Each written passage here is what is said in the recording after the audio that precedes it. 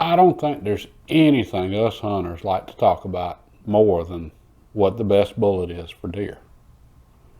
Except for maybe what the best rifle is. But more often than not, we're not talking about what the best bullet is. We're actually talking about what the best cartridge is. And in this video, I'm going to talk about what the best bullet is. And by bullet, I mean this. The actual projectile. Now in the past, we didn't talk that much about bullets because we really didn't need to. All right, you just went to the store and you got you a box of bullets. Even though it says cartridges right on the box, we still called it bullets, and hey, sometimes I still do, but things changed. And what changed more than anything was our expectations.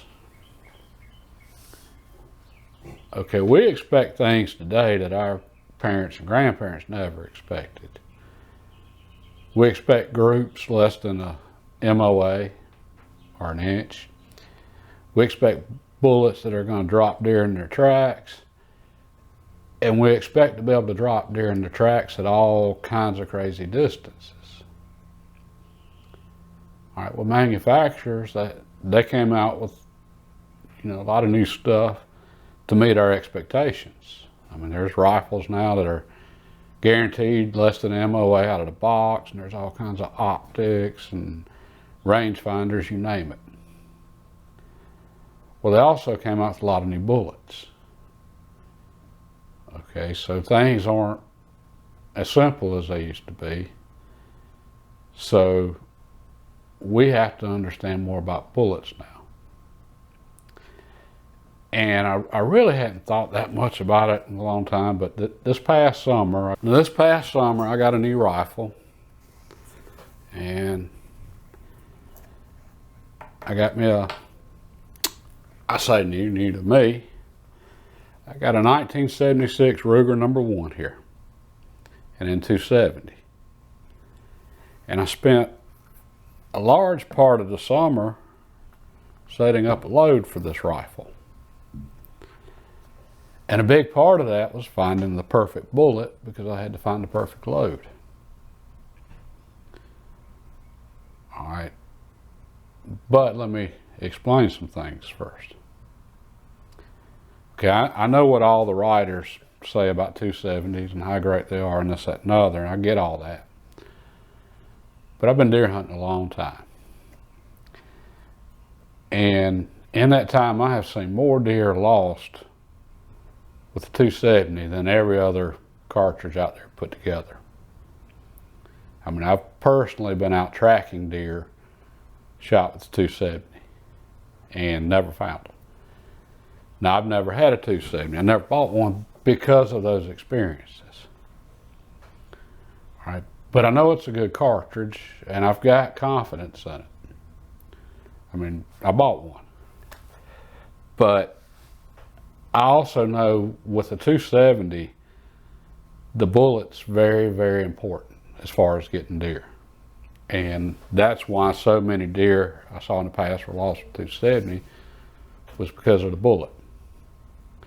So I had to dig really deep into bullets this year and really think this through to make sure I got it right. Okay, and I put together a lot of things that this stuff as hunters, most of us already know, but I just had never thought about it this way before. And I thought it's, worth sharing with all of y'all because it's pretty interesting stuff. Now, I warn you now, this is going to get complicated, and it's going to get a little long, and it's going to get a little boring, because there's a lot to go over here. But if you make it to the end of this video, I think you're going to look at cartridges and bullets in a new way. All right, so let's start with the basics here. A bullet's got two functions. The first is to be accurate, and the second is a mechanical function. It's got to expand on impact. In other words, mushroom, just like this one right here that I got out of a deer many, many years ago. All right, the accuracy part, a gun may or may not like the bullets you want to shoot in it. All right, so that's why you got to try different bullets to see what your gun likes. All right, on the mechanical part, and that's what the majority of this video is on, this is where it gets complicated. All right, there's two primary mechanical failures. The first is what I always heard referred to as penciling a deer, and that's where the bullet does not mushroom at all. It just goes straight through the deer. All right, the second is fragmentation. It's where a bullet breaks up into small pieces and loses almost all of its energy almost immediately. In other words, it blows up. All right, and there's a third failure, and that's where the core separates from the jacket. But just to try to keep this as simple as possible, I'm going to treat that the same as a fragmentation, because in both cases the bullet comes apart. Penciling a deer is bad because you don't get much internal damage on the deer, and you've got a small entrance wound and a small exit wound. And that's why we don't use full metal jacketed bullets. So if you pencil a deer, odds of you finding that deer are pretty slim. I mean, it can be done depending on what you hit, but your chances aren't good. Okay, on the fragmentation, if the bullet fragments or blows up before it reaches vital organs, then essentially you got a flesh wound. And the deer may or may not die from those wounds, but you're probably never finding that deer. Now, if the bullet fragments when it reaches vitals and blows up, the deer pretty much drops in its tracks from the massive internal damage and the shock. And a lot of you hunters are probably thinking, okay, that's not too bad. Well, you lose a lot of meat from it. And when you hear people talking about, just massive wounds on deer, shoulders missing and stuff, that's the bullet fragmented, it blew up. And the problem with fragmentation, outside of losing a lot of meat, is sooner or later it's going to cost you because it's just too unpredictable. And we'll get into all the variables that lead to all that in a minute, but then hopefully, it all makes sense. So let's talk about those variables. The first one's speed. All right, the faster bullet's going, the more likely it is to fragment. And the slower a bullet's going, the more likely it is to pencil a deer and not expand. And you can still pencil a deer with a high-speed bullet, but I'm just saying in general, that's your two issues you got to worry about. A bullet going slow penciling and a bullet going fast fragmenting. All right, your next variable is what you actually hit on the deer, shot placement. Okay, if you hit solid bone like shoulder or sternum, then you got a much greater chance of the bullet fragmenting. And if you don't hit any bone and just tissue, such as behind the shoulder, where it's all flesh, or you might catch a rib, then you got a greater chance of penciling, or the bullet just going straight through. The next factor is the design of the tip of the bullet. All right, a hollow point bullet, round nose, flat nose, those bullets are built that way for rapid expansion. And because of that, you've got a greater chance of fragmentation from those bullets because of the rapid expansion. And then, then there's the construction of the bullet itself. Bullets are built in a lot of different ways for a lot of different reasons. Okay, manufacturers intentionally build some bullets so that they do fragment. Varmint bullets and match bullets. Varmint bullets, And that's why you see the violent explosions on impact on varmints, is because the bullet fragmented. All right, well, you don't want a bullet bouncing all over the prairie, so the bullets are built to fragment. And penetration is not an issue. You're not worried about pelts. Okay, and target bullets, you want those to, you don't want penetration on a backstop or a berm behind the targets. You're just shooting paper, so they're both built with really soft alloys for the core and really thin jackets so that they'll fragment. Some bullets are built to be exceptionally tough. Full metal jacketed bullets, for example. All right, and we don't hunt with full metal jacketed bullets because we're worried that results in penciling. All right, so your soft bullets result in fragmentation, or can fragment, put it that way. Your tough bullets, you have to worry about penciling. So that's your two extremes on the construction. Now, some bullets are built to stay together better, such as bonded bullets, or nozzle partition and swift A-frames. They're completely different construction method with those. Right. And the bonded bullets are built that way so that to make them tougher, to keep from fragmenting. Right. The process itself makes a difference on what the bullet does, whether or not it stays together or pencils, or if it mushrooms like it should. All right, but then there's the alloys used in the bullet. Okay, some are intentionally softer and some are intentionally tougher. Okay, softer lead alloys in the core and thinner jackets, or thicker jackets and harder lead alloys. All right, well, manufacturers do that for a reason. Okay, they're trying to strike a balance between not having the bullet too tough and not having the bullet too soft for all of the hunting bullets. All right, because of the factors mentioned a minute ago, such as speed, that's a real fine line for them to walk. Okay, and just to make this tougher, when manufacturers make bullets, they don't make 30-06 bullets or 308 bullets. They don't make bullets for the cartridge. They make bullets for the caliber. In other words, they make 30 caliber bullets, or they make 7mm or 284 caliber bullets, or they make 277 caliber bullets. Well, this makes it tough. The reason it makes it tough is, remember the factors I was saying that affected the mechanical function, speed being the first one? Well, all of these bullets right here are 30 caliber.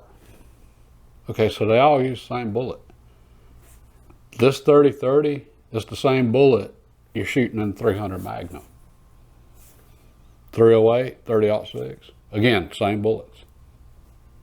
Now, generally, the 30-30 is a little different, but that's just because it's almost always a round nose or flat tip, just because they're used in 94s, Winchester Model 94s, and Marlins mainly, tube-fed magazines.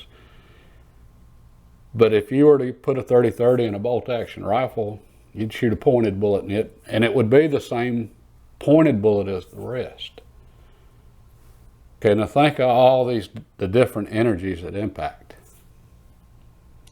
Okay, that makes it tough on manufacturers, because like I said, they're making bullets by the caliber, not the cartridge.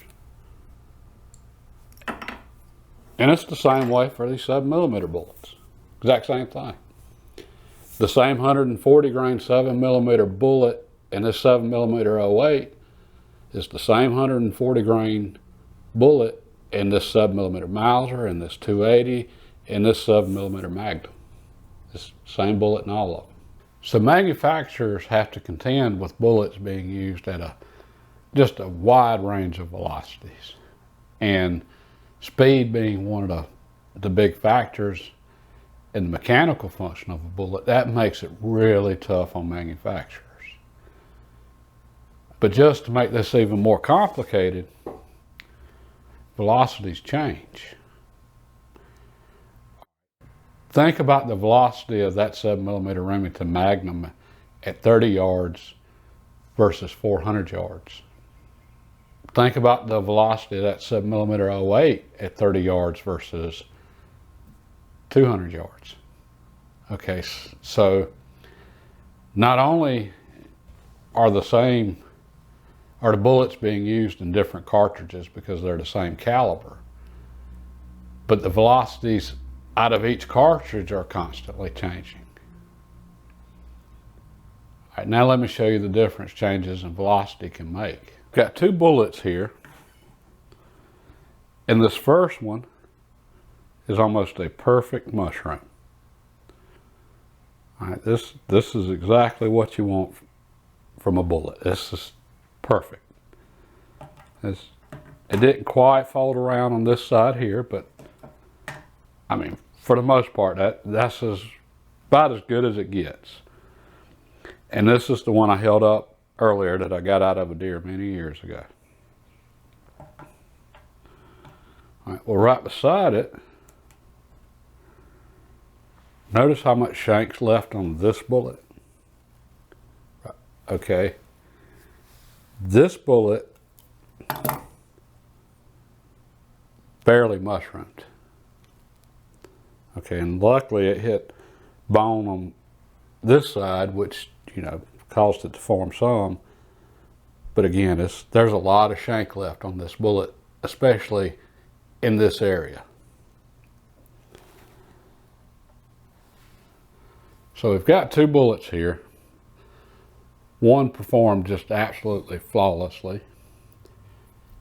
And the second one, if it hadn't hit bone on one side, expansion would have been almost nothing. Okay, these are the same bullets, and they were fired from the same gun, and they came from the same box. The difference is the bullet that performed flawlessly hit a deer at 100 yards. The one that, you know, barely mushroomed, it hit a deer at 300 yards. All right, that's the difference in velocity. Okay, so manufacturers, they're always trying to strike a balance between not having their bullets too hard and too soft. And it's tough because of the velocity factor. All right. Well, they put a lot of thought into this. I mean, it's tough on them. But they put a lot of thought into it. Unfortunately, us hunters don't always put a lot of thought into it. Let me back up. Us hunters put a lot of thought into it. The problem is us hunters generally just don't understand bullets. Okay, and we don't understand what the manufacturers are trying to do, and that's where we get in trouble. Okay, that's where we start having problems. Okay, we don't understand all the variables involved. We don't understand what the manufacturers are trying to compensate for. On the left here, we have a traditional flat base hunting bullet. And on the right here, we have a boat tail soft point.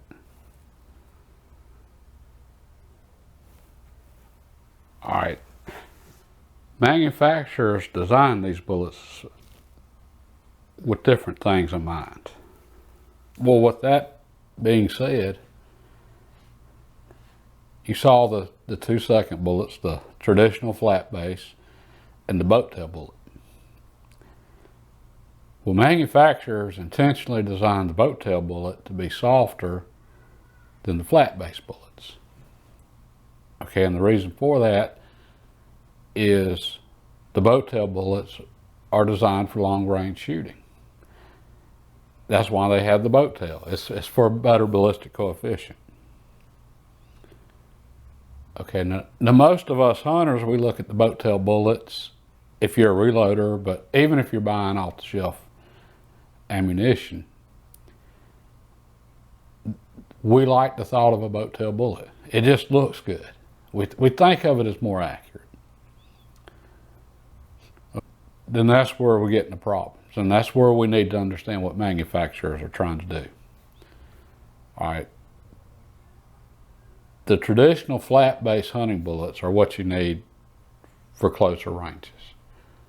It's going to stay together. It's a tougher bullet. The boat tail bullets, as pretty as they are, all right, that's for long range shooting. Okay, and if you shoot a deer at close range with the boat tail bullets, you're probably going to run into some problems. Okay, and now that varies. Okay, so let me throw in another factor I didn't mention earlier. The size of the bullet's important.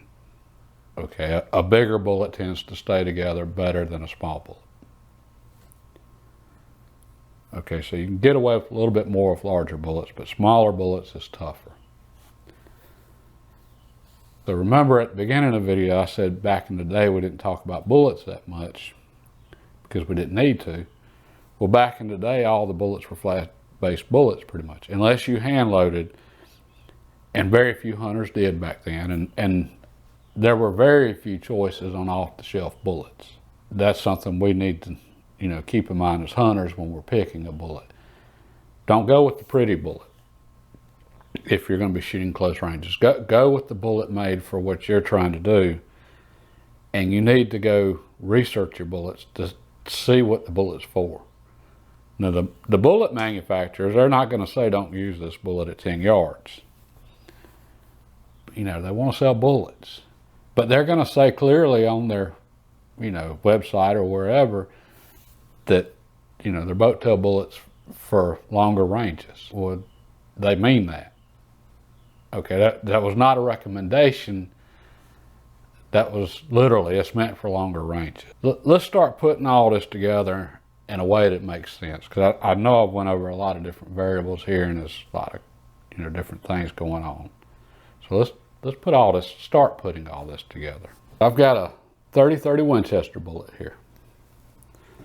Now, we've all heard how great a 30-30 Winchester is. More deer have been killed with this bullet than any other. Okay, the problem with the 30-30 Winchester is the range. And a lot of us hunters today, we don't have confidence in it or whatever, because we've got so many more powerful options out there. But okay, let's look at what all we've got going on here. The tip of the bullet makes a big difference. Okay, flat nose, round nose, and hollow points are made for rapid expansion. Okay, so those bullets, your concern there is fragmentation. Penciling's usually not an issue at all with those. Again, the tips are made for rapid expansion. But if the bullet's going too fast, you got rapid expansion, bullet blows up. And keep in mind, all of those new polymer tip bullets out there are hollow points. The only reason the polymer tips there is for aerodynamics, so that you have better aerodynamics and a better ballistic coefficient than just a plain hollow point bullet. All right, so we've got 30-30 here. Okay, as I mentioned, a larger bullet is tougher than a small bullet. All right, 30-30 is a large bullet, so it's tough. It's almost always a flat nose or a round nose, again, because of the rifle, or rifles that they're used in, tubular magazines. But it works out perfect. Okay, you've got a tough bullet going at slow velocity with a flat or a round nose tip. Okay, so you get rapid expansion, but the bullet's tough, so it's not going to fragment, and it's going low velocities.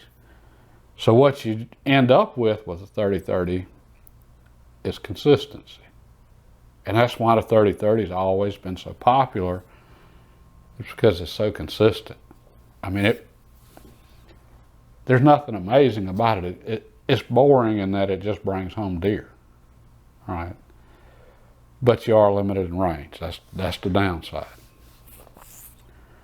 Okay, and let me throw another analogy out here too. I think this is really going to help start bringing this together. Think of your grandfather's old truck or car, whatever he drove.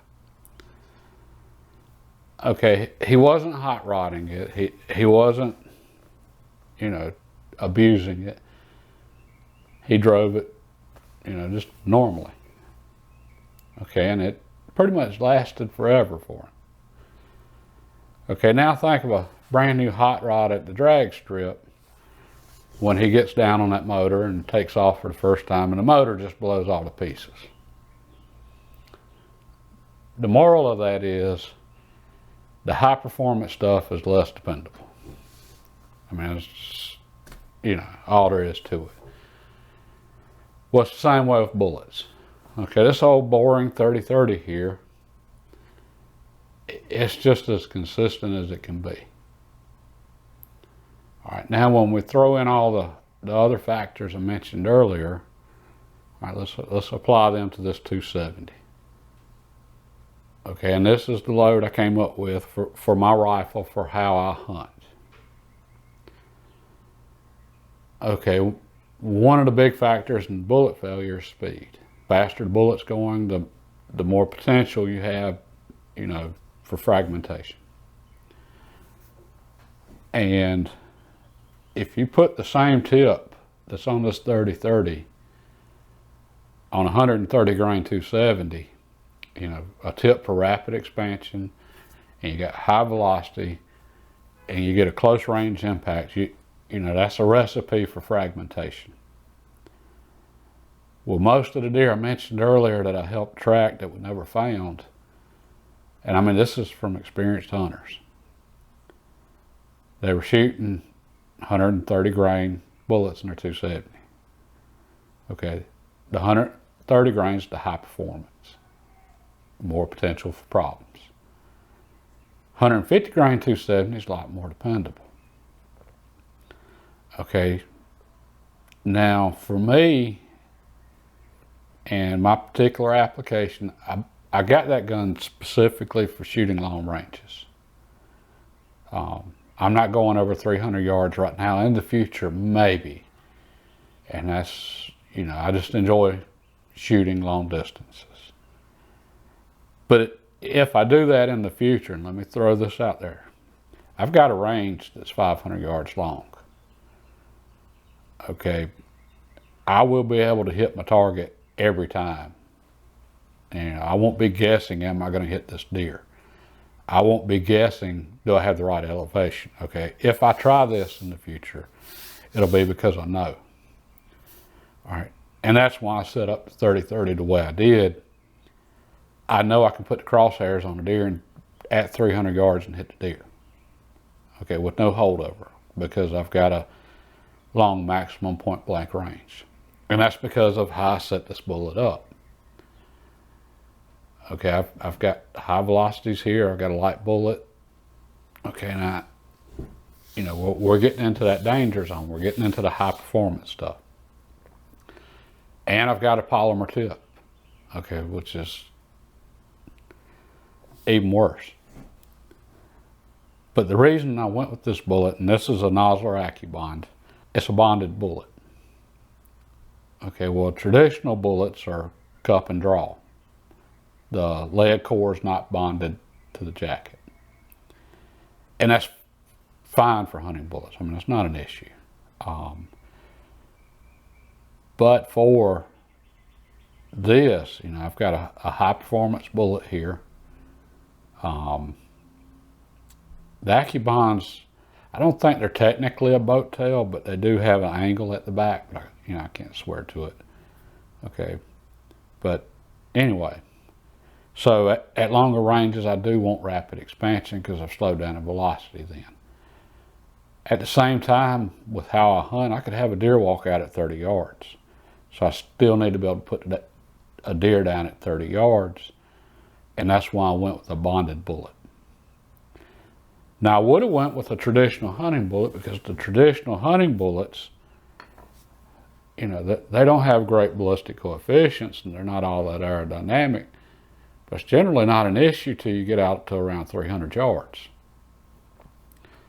The problem is my particular rifle. Remember what I said about, you know, accuracy being one of the functions. My particular rifle did not like flat-based bullets. I couldn't get it to group, you know, and if I played with it more, I might could find one, but the AccuBonds, they just shot great in it. I'm getting 3/8 inch 4-shot groups at 100 yards. I mean, it just, you know, and just on a side note, you know, I've heard different things on the accuracy of number ones. I can't say anything about any of the others out there because I haven't shot them. I know with mine, when I found the bullet it liked, with the load it liked, the powder it liked, I mean, my accuracy is just outstanding. I'd put it against any rifle made today. I mean, period. Okay, so back to the bullets. I'm creating a high performance bullet here. So I'm getting into those danger zones, and I know it. That's why I chose a bonded bullet. That's more expensive. Again, I would have went with the standard hunting bullet because, you know, despite us liking, you know, how pretty the boat tails and stuff are, the traditional hunting bullets are the way for 90% of us to go. Okay, but, you know, and there's a catch to all of this. You can run into issues there too, because they build their traditional hunting bullets so that they can cover a variety of velocities. Okay, so this same, you know, in this case, this 270 bullet, but let's say it's 7mm. And I did work on 7mm this year. It's got to cover so many velocities there that you can run into the problem of the bullets being too tough. And, you know, that's where it's getting tricky. Plus, each manufacturer, you know, they've got little differences. They make the same bullet for all their, you know, different cartridges. But there's differences between different weight bullets. Okay, so a 140 grain bullet from one manufacturer might be particularly tough. Well, and most of them are when it comes to a flat base. And that's why most manufacturers offer in their hunting bullets a flat base and a boat tail soft point. That way they've got companion bullets so that you have a choice. Okay, but a soft bullet in 130 grain, it might be tougher in 140 grain and then soft again in 150. Okay, so, you know, it's kind of tricky. Plus, also the manufacturers, like I said, they do put a lot of thought into this.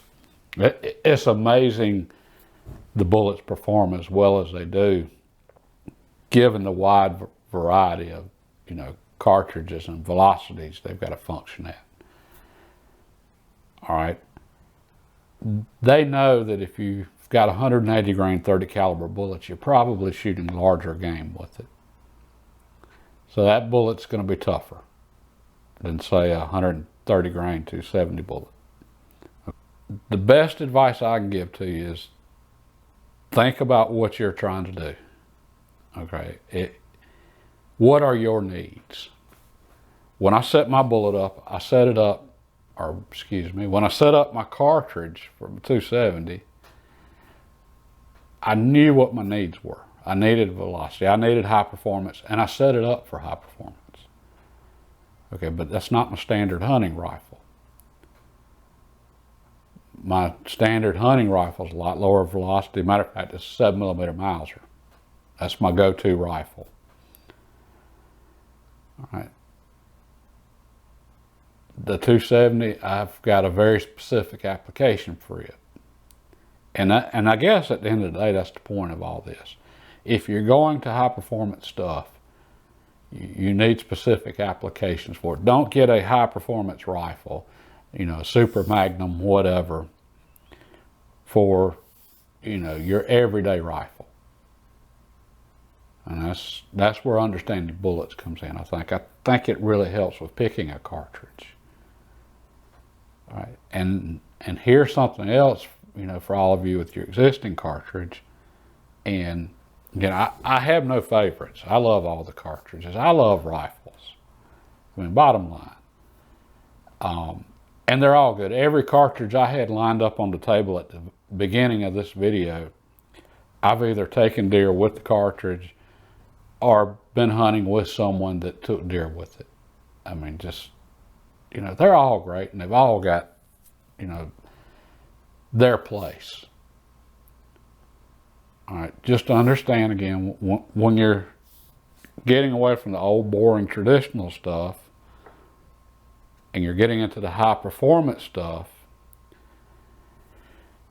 your potential for failure goes up. And I know the 6.5 Creedmoor is real popular these days.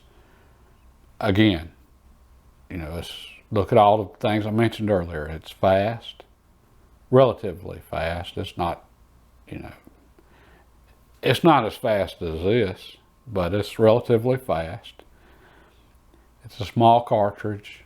It's a small bullet.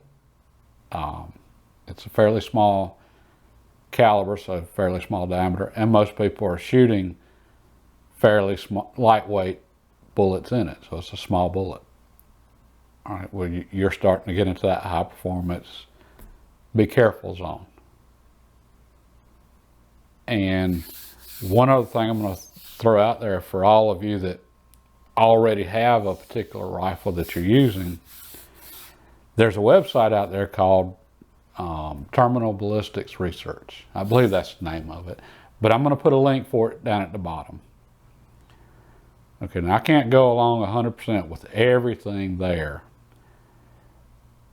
but the guy's just done an absolutely outstanding job going through all the different bullets and actually testing them.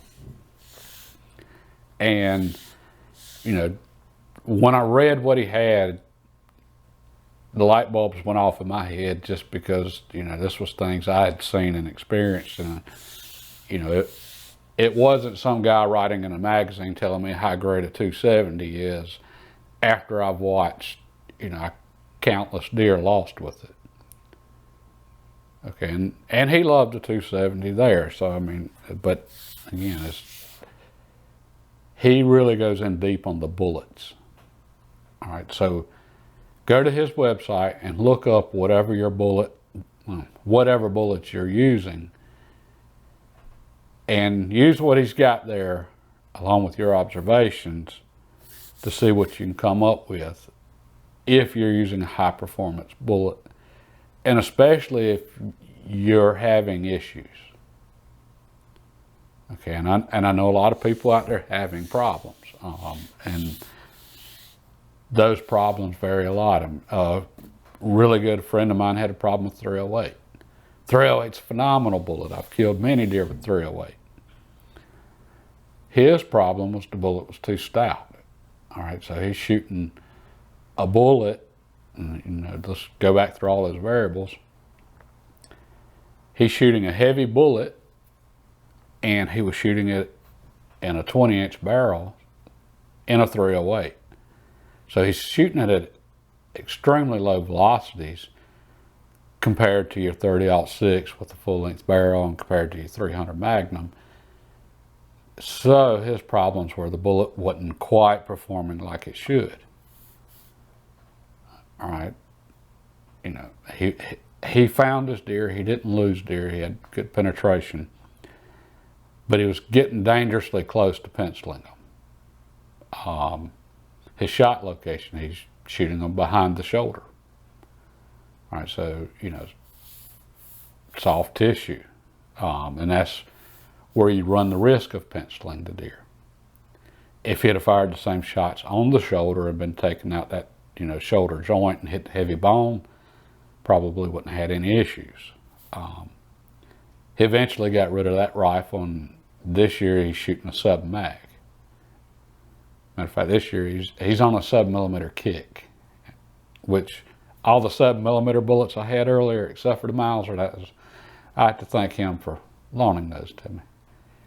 But anyway, so I'll leave the link below for that website, and if you've already got a cartridge, go through and read up on it, and whatever bullet you're thinking about.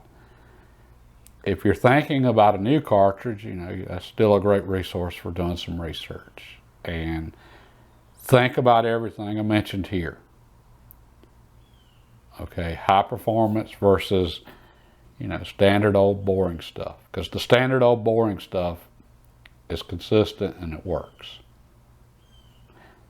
Anyway, y'all have a good day.